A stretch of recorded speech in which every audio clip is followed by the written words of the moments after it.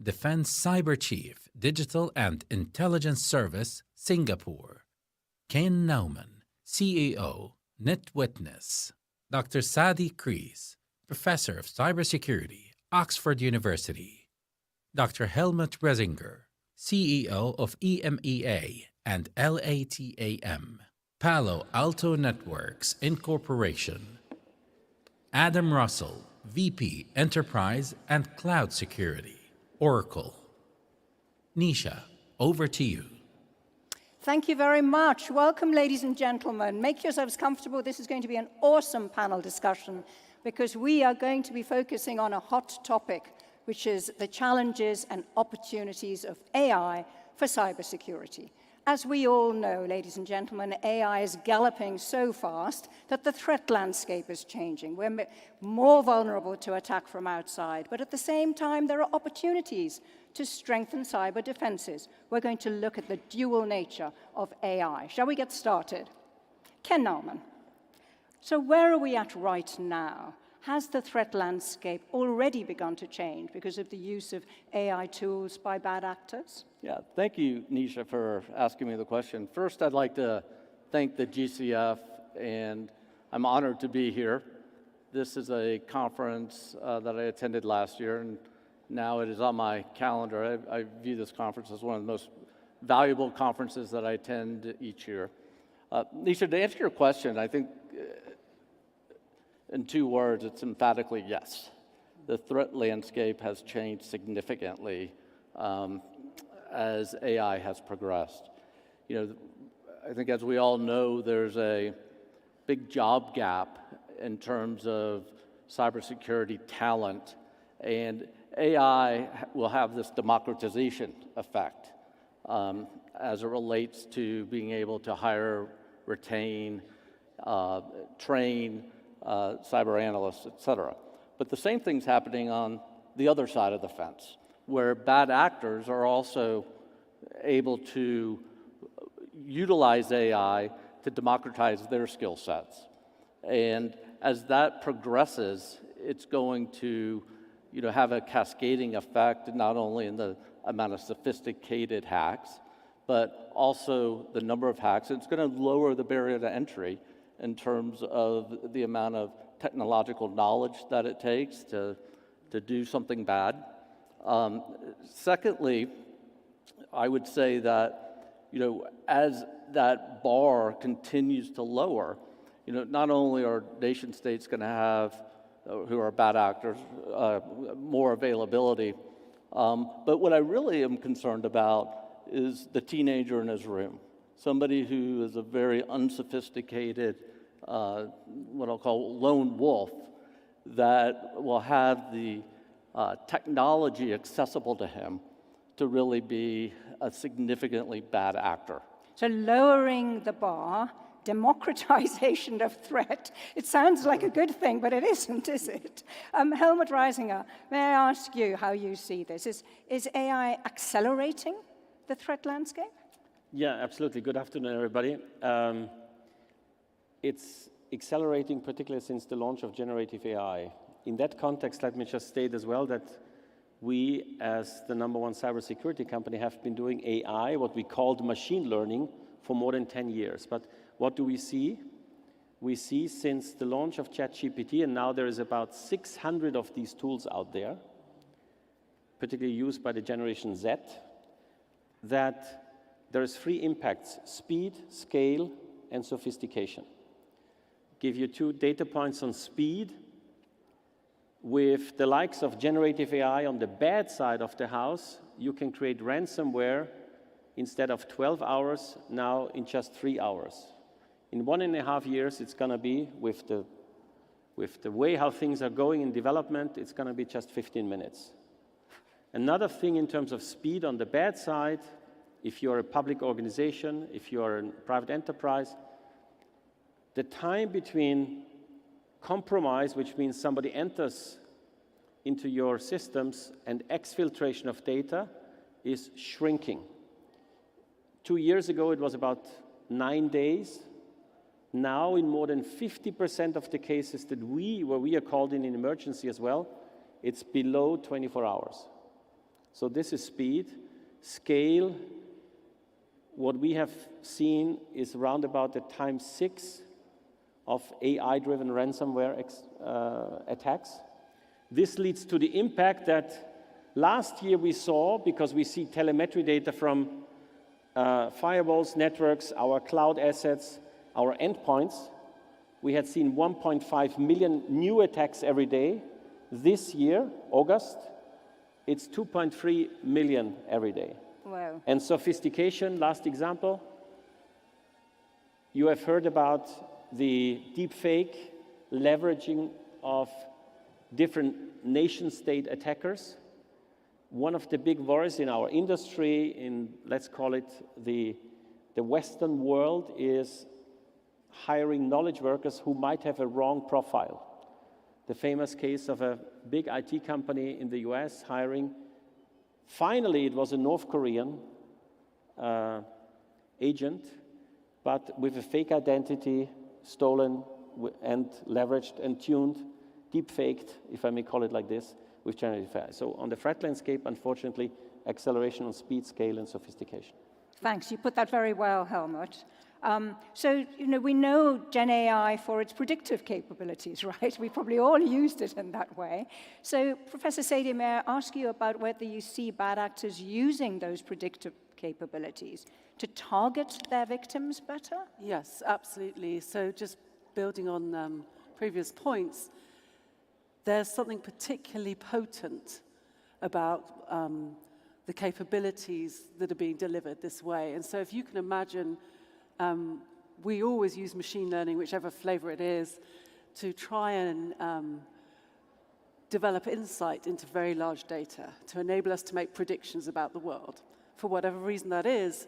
So you can imagine, in the hands of threat actors, that means any kind of cyber weaponry that requires them to try and predict their victims in some way, they're going to get a massive performance enhancement on. So their weapons will get more potent. To give you some examples, profiling so that you can create deep fakes. In the same way, we've seen strong evidence of really quite scarily sophisticated phishing attempts that are so much better targeted towards their victims, and you can expect that to grow and phenomenally. And that, of course, is driven partially by large language models, but in multimodal, you can expect that to be visual too.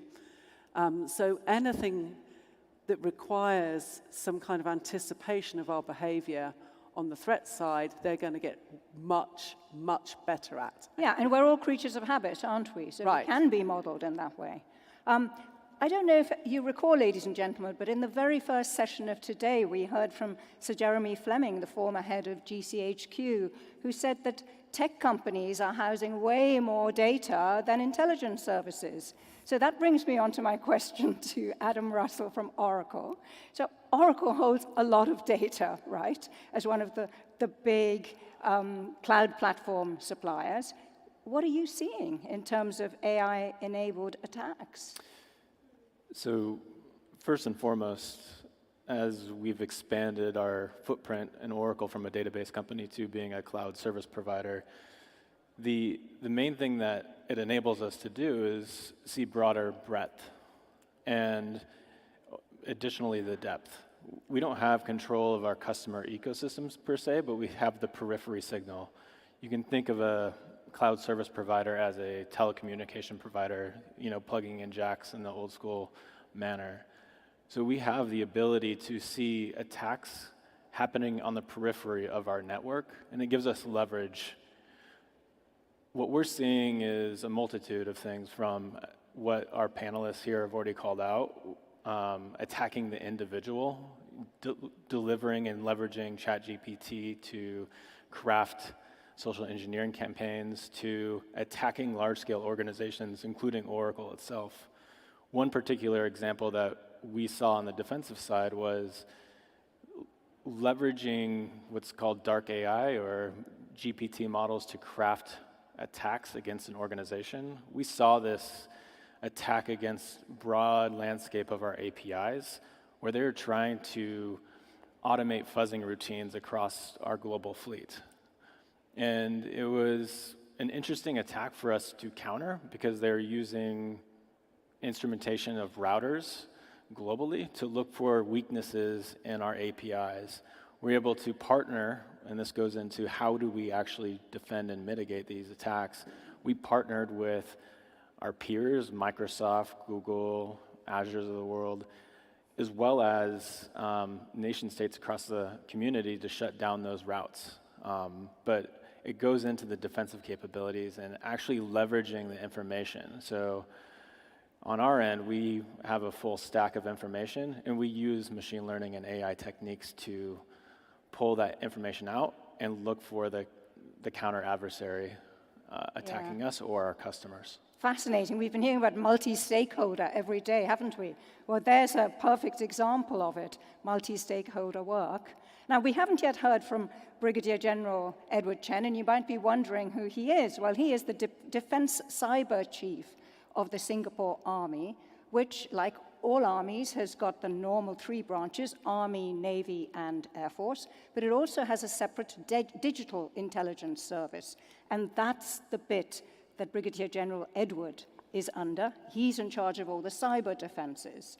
So, Brigadier General, what are the implications that you're seeing of Gen AI for cyber defense, in particular when it comes to threat modeling? Thank you, Nisha. I think first I'd like to thank GCF for this invitation, and really it's wonderful to be here in this very lovely kingdom. Back to the question, I'd like to start by sharing a story. Early last year, I met a 25-year-old white hat in San Francisco. He was the first white hat to find a publicly known critical vulnerability in ChatGPT. But what was interesting is when I asked him, why did he, of all systems, decide to target, and research ChatGPT? His answer was a very simple but meaningful one. He said that, to him, ChatGPT is the new internet. So I think to answer your question, I'll see the implications from cyber for AI in 3 lenses. 1, terrain, 2, threat, and a third about teams. First, terrain. As AI become increasingly mainstream, we need to incorporate tools and skill sets to defend them well. But the challenge is that when you put AI vis-a-vis IT, OT, and now AI, you must think of it as a third pillar that we need to learn how to defend well. Secondly, on threat, you mentioned about threat modeling. I think the key point is about to understand the different unique AI-related threat vectors and how do we defend them. So some of these threat vectors range from data poisoning all the way to new ones like prompt injection attacks. How do we leverage some of this knowledge, adopt frameworks like MITRE Atlas frameworks, as well as OWASP Top 10 for large language model, to defend them well. Last but not least, in terms of teams, I think it's really how do we leverage the teams, not within just the government, but really the industry as well, to defend this well. Great, thank you very much for giving us a military perspective on it. So if we go to most AI conferences, cybersecurity is not at the heart of it, right? What's at the heart of it is how can organizations leverage Gen AI, LLMs, machine learning to improve their own services and their own productivity, right? And that's a good thing. But what an impact is that going to have in terms of their own vulnerability to cyber attack? That's what I next want to put to you. So Ken Naumann, can I ask you first, does the increased adoption of Gen AI assets by organizations, governments, private sector, make them more vulnerable to attack? Yeah, I think it does. For a few reasons. One is, there's not enough transparency in terms of how these models are being built. What data is actually going in the models, whose data is being used, et cetera. Secondly, I think the regulatory agencies haven't necessarily caught up to the risk. There's throughout the EU and some in the United States, there's beginning, the beginnings of actually creating a regulatory structure around AI is starting to take place, but it needs to happen faster. the governments and the people who are ultimately responsible for protecting society, I think are a few years behind here. And it's interesting to hear you say that, because when you look at it from the AI vendor's point of view, they're saying, no, we don't want to go too fast with the regulation. Yeah. But in terms of the cybersecurity perspective, it's a good thing, right? Yeah, I think it is a good thing. I also think, there hasn't been an establishment of case law either around, who's going to ultimately own the culpability when something goes bad with AI. And as certain cases start to work their way through the courts, we're going to start getting some more definition around, what the real monetary risk of incorporating these types of technologies are. In the U.S., there was a recent IP case around ChatGPT and some of the data they were using.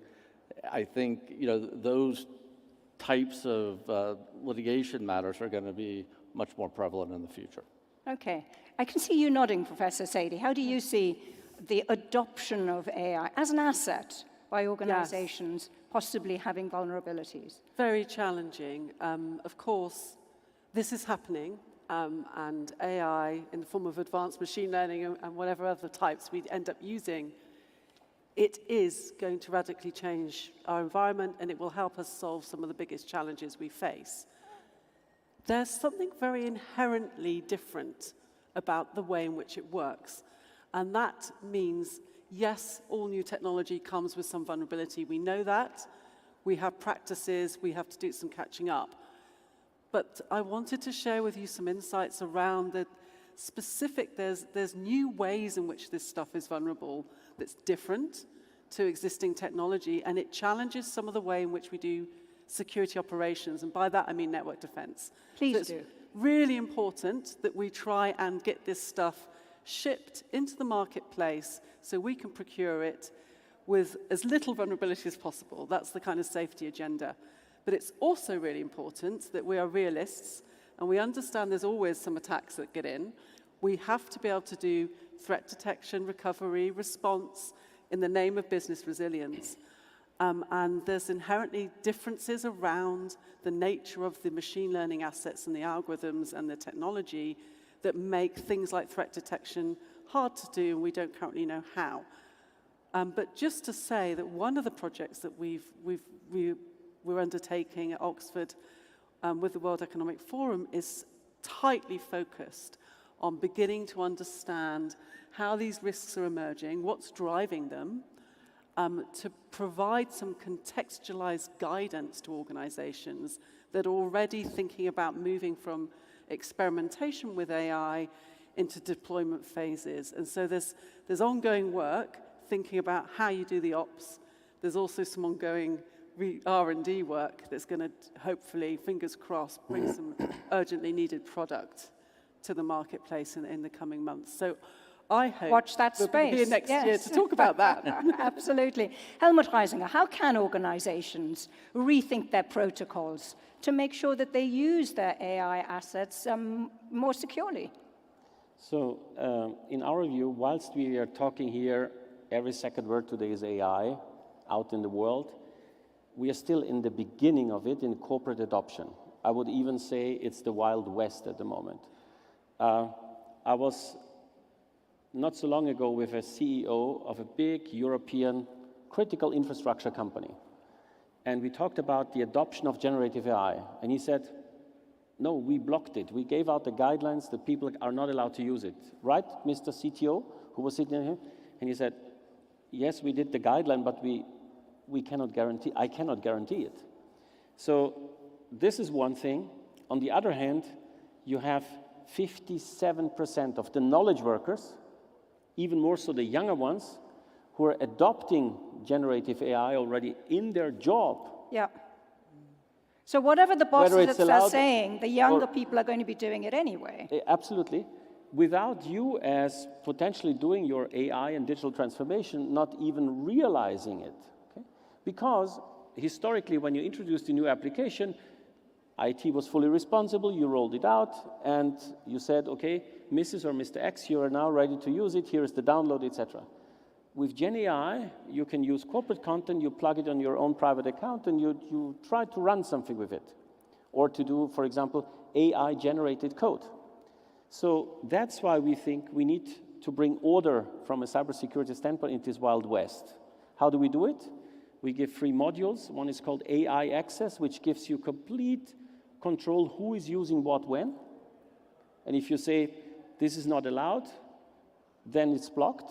The issue is, namely, you might sit in Riyadh because your headquarters is here, but your subsidiary in Australia or maybe in Brazil, there's a young generation there, and there's 600 of these tools out there.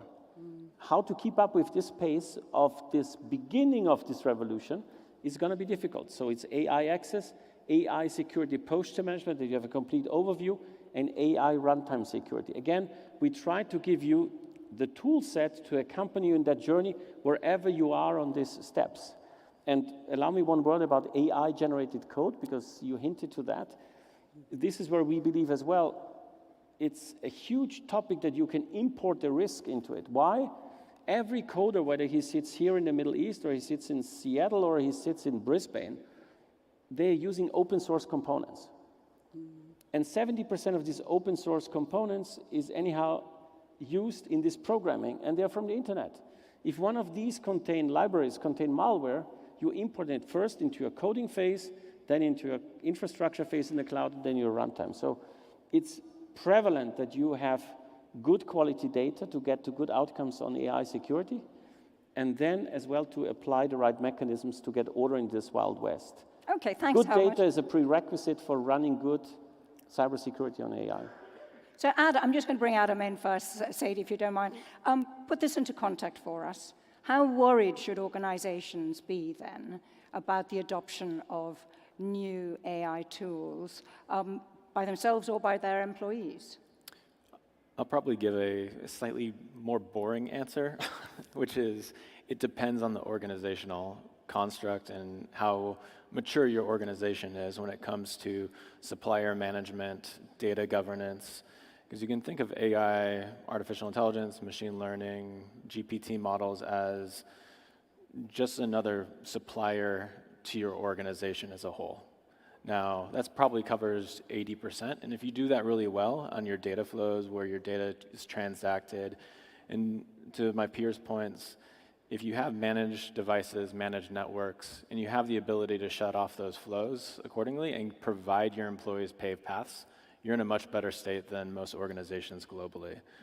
However, there's that 20% surface, which has been discussed here, which if you're developing new models in your organization or transacting with models where the contract isn't really known with a particular company, you're going to have to start asking the hard questions to your supplier. And that gets into data poisoning attempts if you're building your own models, or prompt injection attacks. You need to start covering those down with your internal security team, your data governance organization, if you have one, or your technology arm and application owners. So I think when we start applying technology to AI coming into your organization without understanding your organizational construct, you're going to end up in a bad position. So at least at Oracle, we have a very mature, some might say rigid, supplier management process, but we know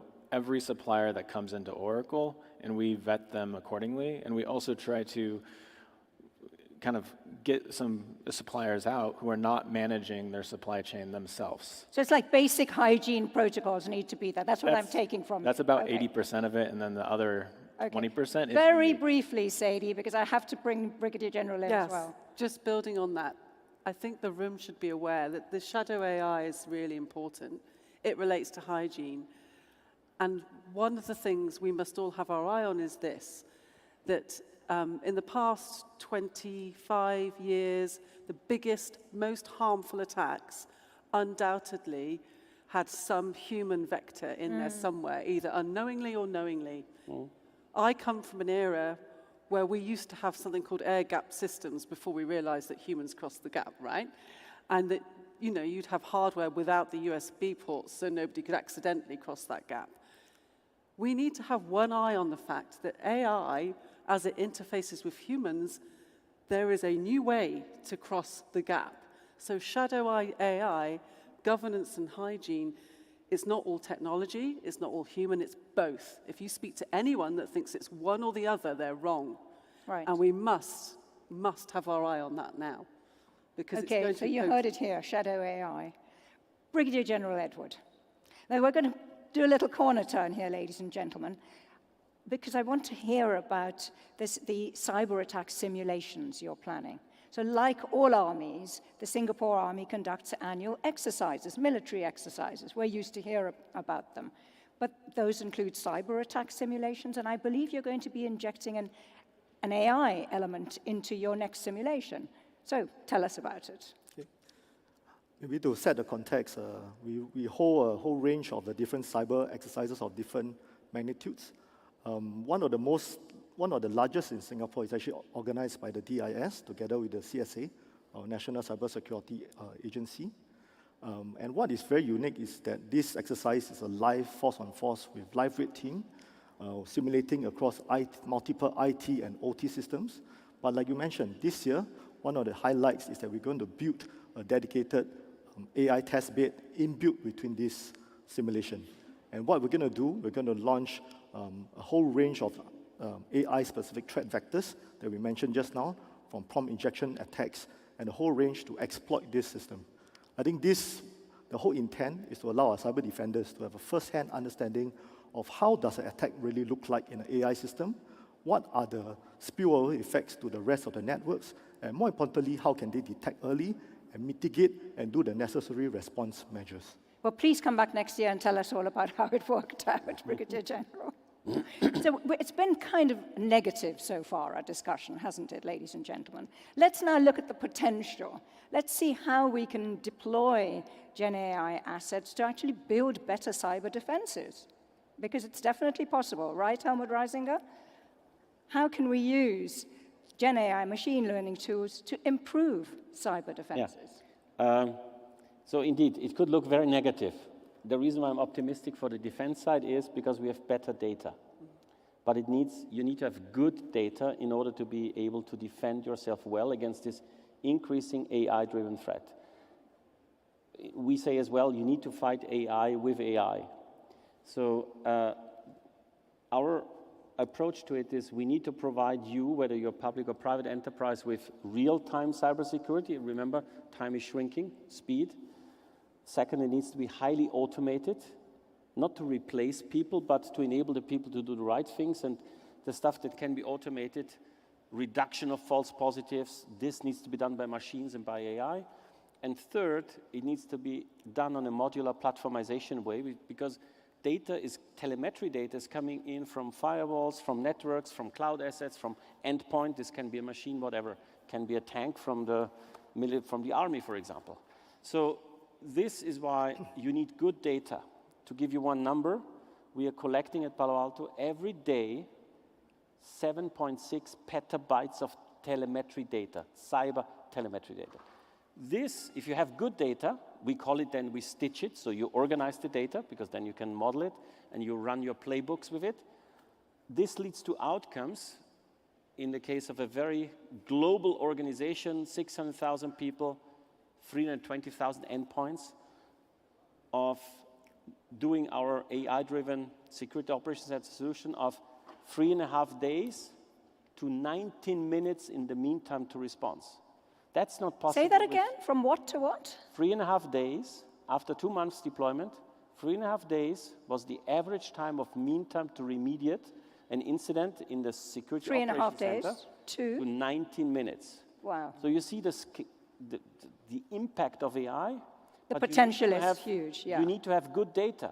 And we take the data from what we see across our customers, but we also scan the internet on a permanent basis. And all of this together, then you compare it, you take out the benefit, and that's what we call precision AI. You know, everybody talks about generative AI. In cyber, we think you should be rather precise. What's bad is bad, and you take it out. So. I'm sure you'll be wanting to find out more in private from Helmut, ladies and gentlemen. But now I'm going to ask Adam, are you using Gen AI machine learning tools in this way at Oracle to keep your cloud offerings secure? We definitely are, and I had a sidebar conversation before coming on to stage, and realized that Oracle was doing this back in the 90s. But one of the things we do, to expand on what my peer was saying, is it's not just the remediation or detection aspect, it's also cutting out the churn of reporting. What you find in organizations is, I need a report for the CEO, I need a presentation for the board, I need ... And if you're talking to an analyst, all they care about is the ones and zeros, and if you can automate the description flow for the audience that you're presenting to, it gets your technical subject matter experts on the things that really matter and allows your executives to present accordingly. So we've used that internally at Oracle for the past few years already with outstanding success. And when we were talking earlier, the other thing it enables is to train analysts how to communicate. So that's a very empowering conversation for career growth as well for men and women alike. And then finally, I'll say on the fraud and abuse ecosystem, we've been leveraging it for 2 years now for detecting network anomaly events throughout Oracle to look for fraudsters and people that are doing account takeovers of Oracle customers, and it's been tremendously successful. Okay. Yeah. So practical tool right now. Thank you.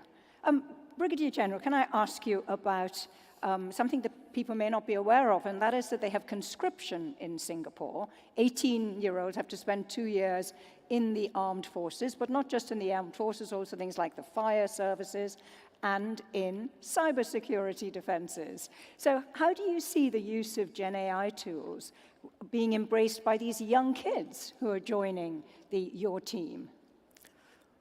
I think for us, we see this as an opportunity because I think AI technology, by default, I think is, to us, a force multiplier, allows every soldier to be more effective.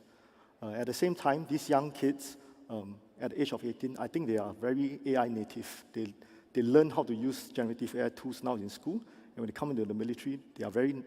They're ready, aren't they? Ready. But at the same time, there's also a nuance.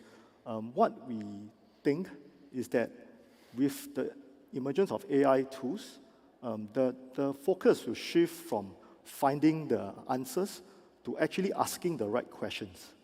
So this will not change from a talent development perspective. How do you develop young talents like this, identify them, and continue to hone them from the skill set of really knowing how to find ask the right question, and especially in a cyber incident. Which is using that predictive power, Yes. Isn't it?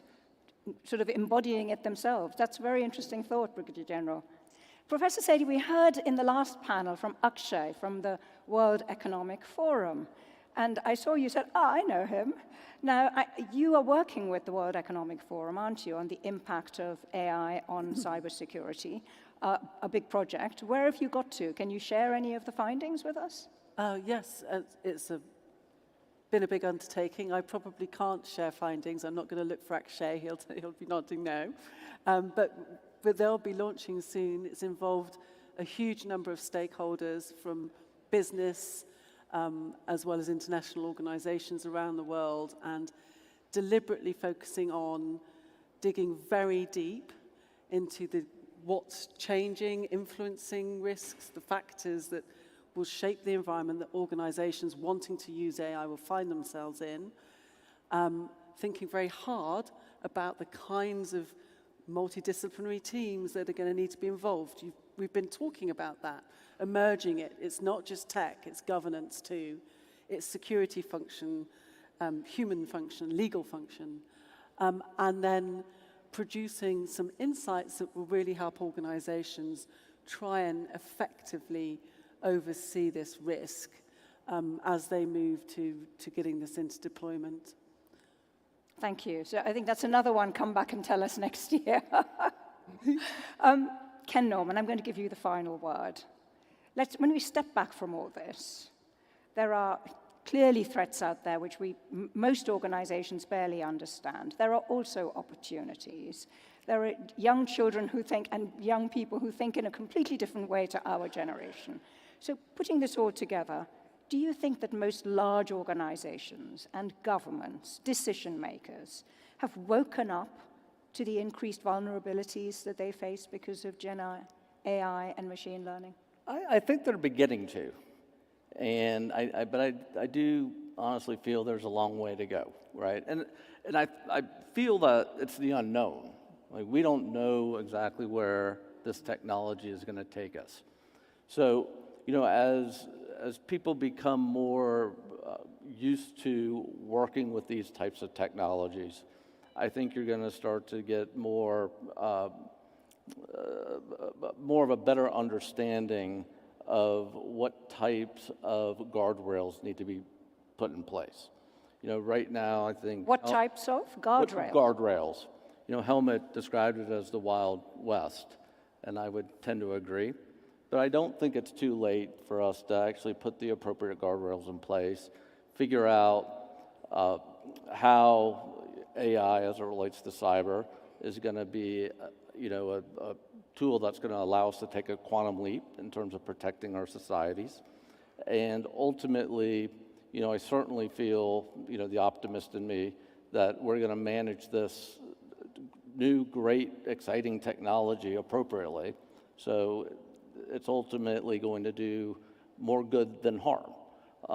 But for us to do that, we really have to understand and take the risk seriously. And, you know, the way we develop the guidelines around mitigating that risk, that needs to come from a private-public partnership. Companies need to be partnering with governments, vice versa, and we have to get, you know, what I would consider a more comprehensive set of regulations and more strict guardrails in terms of how we're going to govern this technology in the future. Thank you for drawing our discussion together so adroitly, Ken Naumann. I have learned a huge amount, and I'm sure you have too.